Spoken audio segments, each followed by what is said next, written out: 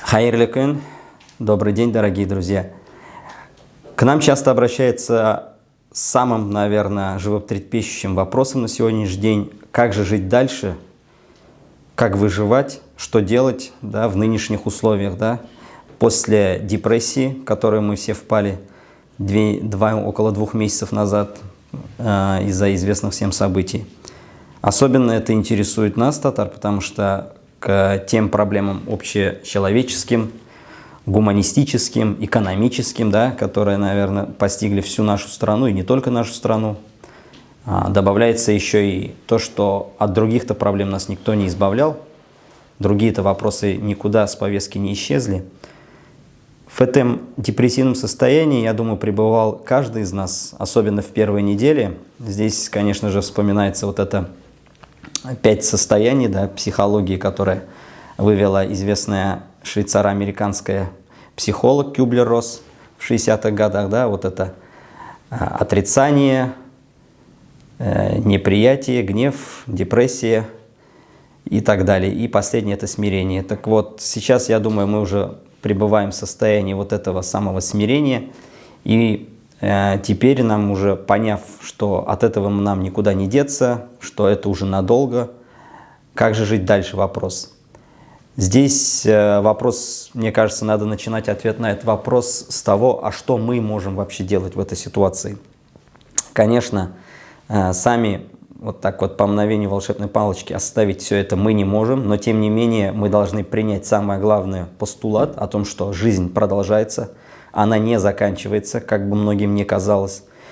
И каждый из нас, какие бы темные времена, какие бы сложные ни были, всегда должны сохранять, во-первых, трезвость ума, во-вторых, не терять надежду. Вот надежда – это самое главное, в чем мы сейчас все с вами нуждаемся, но надежда – это надежда не беспробудная, не такой не пустой, не обоснованный оптимизм, а надежда, связанная с тем, что из любой ситуации всегда есть выход, и как бы тяжело не было, к этому выходу надо идти.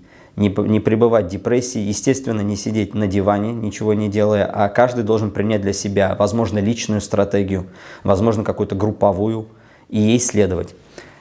Здесь, прежде всего, я, конечно, вспоминаю слова одного австрийского психолога Виктора Франкла, который пережил все ужасы жизни в нацистском лагере. Так вот, он говорил, что первыми сломались те, кто как раз вот пребывал в депрессивном состоянии, а выжили лишь те, кто нашел себе, даже находясь в концлагере, какое-то занятие.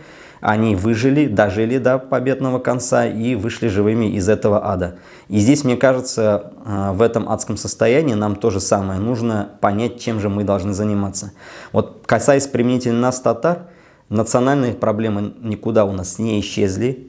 Они, наоборот, остались, иногда даже они пребывают в таком, я бы сказал, перманентном состоянии. Некоторые, наоборот, усиливаются с каждым днем. И поэтому, мне кажется, мы вот этого ужасов, вот этих событий остановить не можем. К сожалению, мы каждый день видим ужасы смертей, которые тоже получаем, как сводки, наверное, таких новостей 50-70-летней давности, да, каждый день мы получаем информацию о том, что кто-то погиб, каждый день мы получаем информацию, что такой-то завод закрыт, такое-то предприятие закрыто, о том, что теперь что-то мы не сможем получать, то, что мы получали в течение всей своей жизни, да, то, что теперь мы не сможем пользоваться тем, чем пользовались в течение всей своей жизни. И поэтому мы должны выбрать для себя стратегию. Я считаю, что у нас стратегия должна быть одна. Мы должны продолжать делать то, чем мы занимались до этого, а именно просвещением. Вот в такие времена тяжелые, мы прежде всего должны идти в просвещение. Сейчас заниматься открыто политической деятельностью, а иногда и даже общественной, очень опасно. Иногда даже достаточно взять не ту книгу в руки и выйти на улицу, этого уже бывает достаточно. Но тем не менее, еще раз скажу, жизнь продолжается, мы должны выжить, несмотря ни на что. Здесь, конечно же, те, кто, наверное, смотрели фильмы про Великую Отечественную войну, вспоминают такой эпизод, тогда, когда какой-нибудь немецкий танк идет на нашего советского солдата, да, есть вариант выйти из окопа, встать во весь рост и попытаться там остановить танк. А есть второй вариант, более удобный, лечь в окоп, пропустить под себя танк и сбросить сзади уже коктейль Молотова. Вот здесь у нас, мне кажется, в этой ситуации у нас стратегия должна быть такая, то, что мы должны переждать вот этот танк, да, условный, да, который над нами идет, вот это общее депрессивное состояние и так далее, заняться своим делом. И здесь, как никогда, вот, следуя вот этой модели Виктора Франка, мы должны, наверное, уйти в некую внутреннюю миграцию. Внутреннюю миграцию, как я сказал, это первое, это просвещение, конечно же, прежде всего. Мы должны понять, что за нас никто наших проблем татарских не решит. Второе, это первое. Второе, мы должны налаживать свои социальные контакты, на социальные связи. Не секрет, что в нынешней ситуации заниматься открыто многими вещами уже сейчас невозможно, но я верю, и даже не то, что верю, я знаю, и вы верьте, и вы знаете, что ситуация это все равно не на постоянной основе, что она как рано или поздно изменится, и, скорее всего, она изменится очень быстро, в короткий период. Я не думаю, что это продлится больше нескольких лет, и к этому времени мы должны быть все с вами готовы. А за это время мы должны, еще раз говорю, заниматься просвещением, заниматься какими-то своими небольшими проектами. С одной стороны, это даст нам возможность сохраниться психологически, не впасть в депрессию, не уничтожить самих себя изнутри. С другой стороны, это в некоторой степени сохранит нашу базу, а может быть и укрепит ее, подготовит нам какую-то почву для дальнейших действий и так далее. Я вот в качестве примера, наверное, вспомню опять историю наших предков. Татары всегда хорошо, не просто хорошо развивались, а вот такой периоды всплеска, наверное, да, некоторого такого ренессанса мы всегда испытывали в период таких демократических преобразований. Но для того, чтобы вот эти демократические преобразования реализовались, и мы смогли их в полной степени реализовать, нам всегда нужен был некий фундамент. Вот в качестве примера, наверное, приведу события начала 20 века. Да, первым делом это после Первой русской революции, тогда, когда у татар внезапно, благодаря вот этой волне демократизации, возникло свое типографское дело, были открыты профессиональные театры и так далее. Вот только за короткий период, между 1905 и 1907 годом, у татар было несколько десятков газет. Я подчеркну, что кроме русскоязычных газет, на территории России такого большого ажиотажа типографского дела не было ни у одного народа. Второе, такие же вещи наблюдались и в других моментах. Да, татары смогли создать свою первую общетюркскую политическую партию Иттифак, была создана своя профессиональная культура, открытые театры и так далее и тому подобное. Мы смогли этим воспользоваться, а смогли почему? Потому что у нас была своя база, у нас была своя буржуазия, своя интеллигенция. Мы смогли к этому подготовиться экономически и так далее. У других народов такие возможности не было. Такая же ситуация повторилась и в 1917 году, такая же ситуация повторилась и в годы перестройки. Да, то есть тогда, когда у нас все-таки была своя база, мы что-то сохранили, всегда с этой базой стартовать, воспользоваться ситуацией всегда легче. А идти открыто, наверное, да, как сравнивая, наверное, с действиями нашего предка, да, Александра Матросова, здесь, наверное, не стоит. Это вот второй момент. Третий момент.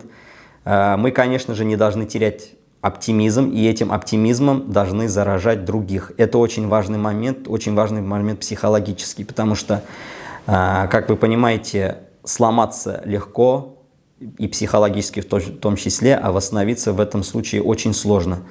Мы должны это понять, мы должны это принять и должны это все то же самое транслировать и на других людей. А проектов у нас очень много, вот даже то, что мы с вами сейчас разговариваем, обсуждаем, это все на самом деле тоже есть вот наша маленькая стратегия по выживанию в такой период. Конечно, вот это все, массовая истерия, она вся проходит, неважно, с какой стороны она идет, а в эпоху, наверное, информационного противостояния, информационных войн, она идет всегда с обеих сторон. Здесь бесполезно искать какие-то рациональные вещи, здесь все иррационально, а вот сохранять холодную голову и в этой ситуации в том числе нужно, потому что у нас есть ответственность не только перед самими собой, перед своими семьями, но у нас есть ответственность перед нашими предками, да, тысячелетиями выживавшими в трудных условиях. Мы это должны опыт на себя принять, должны его развить и сохранить. Вот поэтому еще раз говорю, первое – это налаживать социальные связи, второе – заниматься просвещением, и третье – не терять веру в оптимизм, не терять веру в то, что мы сможем все изменить, но для этого мы должны сохраниться. Вот чувство сохранения, накопления это вот должно быть нашей самой первой тактикой в этой ситуации. Тактика самая верная, тактика единственная и тактика, от которой мы ни в коем случае не должны отходить. С вами все. С вами был Ильнар Гарифуллин. До встречи. Мы будем продолжать наш цикл. Я думаю, тем у нас будет немало на сегодняшний день. И в конце концов от этого депрессивного состояния нам надо, еще раз говорю, отходить. Жизнь наша не заканчивается, жизнь продолжается. Люди выживали и в гораздо худших условиях, и не зацикливались только на вот этом каждодневном стрессовой ситуации, да, продолжали идти вперед, продолжали выживать и так далее. И вот мы должны в том числе следовать и этой проверенной тысячелетиями практике.